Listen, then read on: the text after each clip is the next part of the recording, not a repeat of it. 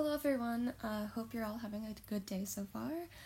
My name is Gabby Page, and today I will be doing a presentation on the documentary entitled The Ivory Game.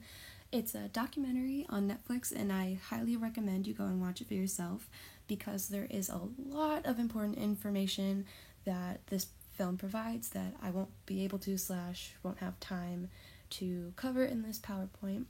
But if this presentation piques your interest at all, or if you're just looking for a movie to watch in your spare time, I think this is definitely a worthwhile watch. But without further ado, let's get started. So first I'm going to be talking about the main ideas and messages in this film. What is this documentary about? Why is it important? And why should we even care about it in the first place? Again, I'm going to summarize this nearly 2-hour-long film into what I personally thought was vital information and what stood out to me the most.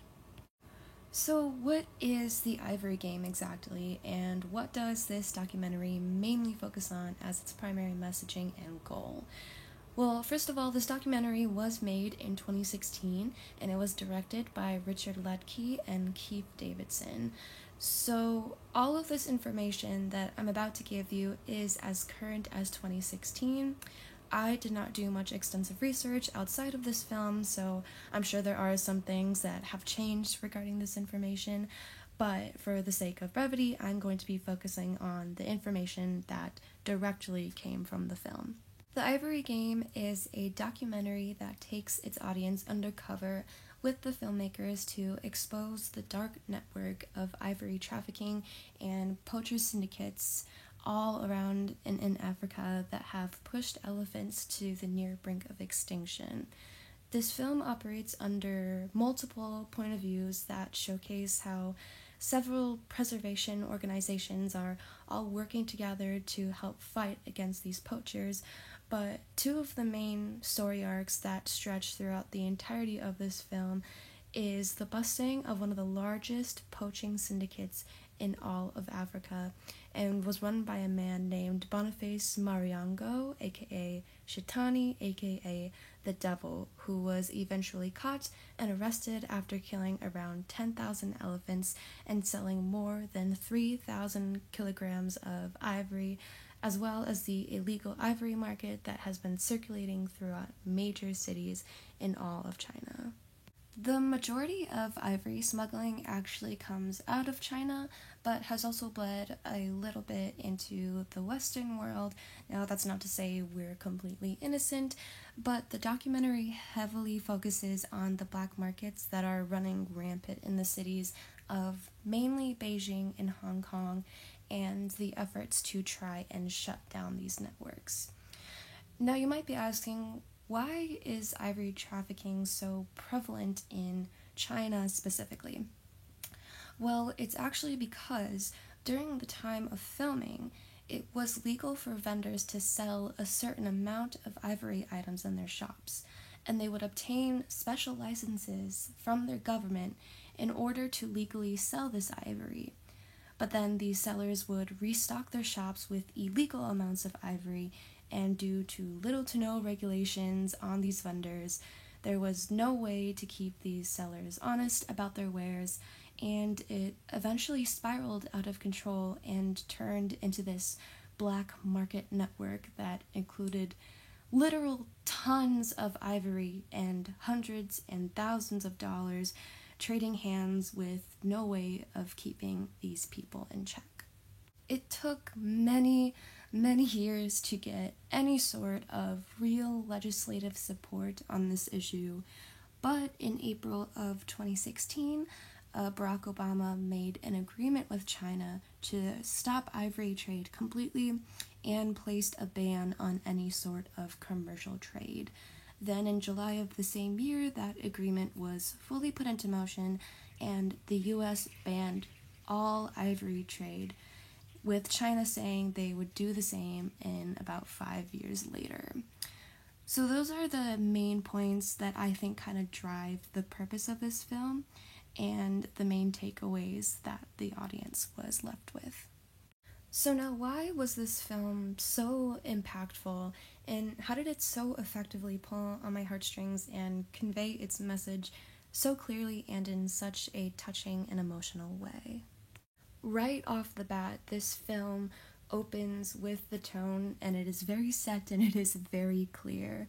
It is tense, grim, creepy, and absolutely heartbreaking all at the same time. It starts in the middle of the night with scenes of African authorities busting into the headquarters of a wildlife crime syndicate, and they're finding these poachers that have gathered loads and loads of guns and stacks of ivory. The mood is chaotic to say the very least, and then you are hit with the beginning credits that display piles and piles and piles of tusks that have been taken from the carcasses of hundreds and thousands of murdered elephants that have been collected for years. And just seeing all of that ivory and realizing the implication of just how many elephants have been slaughtered honestly felt like a punch to the gut. The way this documentary was filmed, I felt like I was right there on the ground with the camera crew, following them on this dangerous yet courageous journey, and I could feel the tension but also the absolute passion of these conservationists, and the genuine want to help to defend these animals was truly inspiring and amazing to watch. And one thing that this documentary does not do is hold back on showing jarring images of just how gruesome the deaths of these animals truly are. Several times during the film, we are shown bloody, torn, gory, up-close images of dead elephant bodies that have had their trunks, limbs, and tusks removed. One carcass they found was actually missing its entire head, and again, it just made my stomach turn. The music and the visuals that were used were equal parts beautiful and somehow also very unsettling. Again, it was so easy to follow how high the stakes were when these organizations would infiltrate the syndicates, and it kept me on the edge of my seat nearly the entire time. The multiple point of views really helped in getting the full story from different perspectives, and seeing all these people working together to achieve this one goal really tied the whole narrative together and made it easier to digest and understand the severity of their cause. And the information we are given throughout the documentary just left me wide-eyed and dumbfounded and made me realize just how little I knew about this whole illegal smuggling ring and how deep and dark it truly is, and that I'm glad I now know about this issue so I, along with the rest of the film's audience, can be informed and help spread awareness. Now, why have I been talking about a documentary about elephants that takes place on a whole different continent and seemingly has very little impact on our collective lives? Why is this relevant? I believe one of the first readings we had to do for this class was titled Lucifer's Alligator, in which the story was told through the perspective of an orca whale that was being abused while being held in captivity at a zoo. Well, this film is not told through the eyes of the elephants because, of course, they can't communicate clearly with humans. The humans are acting as representatives for these otherwise defenseless creatures.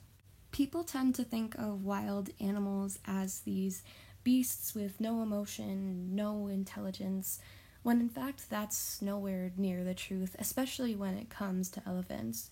We've all heard the phrase to have an elephant's memory, but it's not just their mental capacity that's majorly impressive. It's their ability to feel real emotions just like humans do. Elephants will pass down information to their children about how to survive and live on their own. They visit the death places of their fellow elephants, where they actually mourn the loss of that life and will sometimes even collect the dead elephant's tusks and bones to take with them because they know how valuable they are and they don't want humans to take their dead.